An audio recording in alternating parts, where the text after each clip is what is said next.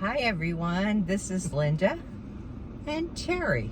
Michelle is traveling in Portugal right now and won't be with us for the next 2 weeks. But Terry went to see a movie with me called Mission Impossible: Day of Reckoning Part 1. What'd you think, Terry? I thought it was terrible. I thought it was way too long, very boring. I dozed off multiple times throughout the whole thing. And only the last 22 minutes of it were exciting. The last 22 minutes were very exciting as they were really falling out of a train. Yes. Yeah.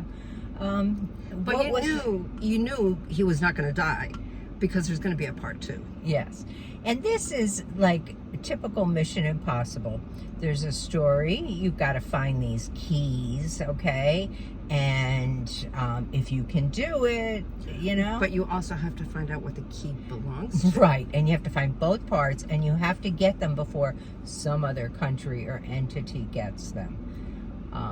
And they only at the very end found out what the keys are actually for. But you knew all along because They at the told very us at the beginning very beginning of the yes. movie, it tells you. Yes.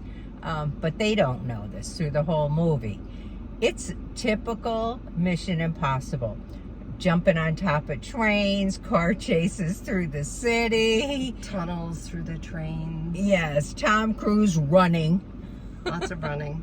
Yeah. Motorcycle chases, car chases. Yes. Typical. I like that some of it was filmed in Rome. So you got to see a lot of Rome. Yeah. But that was true. the highlight. That's because she was just in Rome. Yes. But I generally go to these kind of movies and it takes me till the very end to figure out what it was all about because I have no clue what's going on through the whole movie.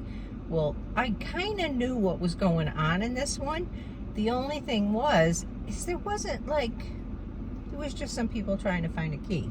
Yeah, even with dozing off and on throughout the whole movie, I was still able to keep up with exactly what was going on. It was very slow moving. It was a 2 hour and I think 43-minute movie, which is a very long movie. And with in our theater, like 30 minutes of previews before it started.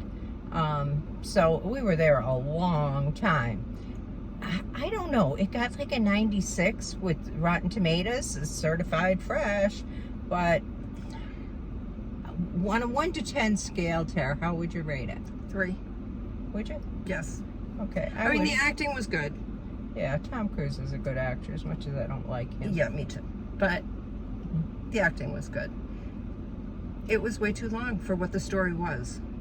Yeah, it was way too long. I think because he's going to be done with Mission Impossible. I think I heard that after this next part 2.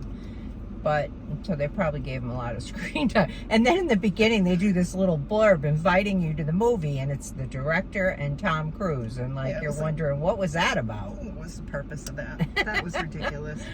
But 5 extra minutes of screen time. I'd give it a 4, I think. I kind of, it's not great. I don't recommend you go see it unless you just love action movies, because there is a lot of action. But it's so typical.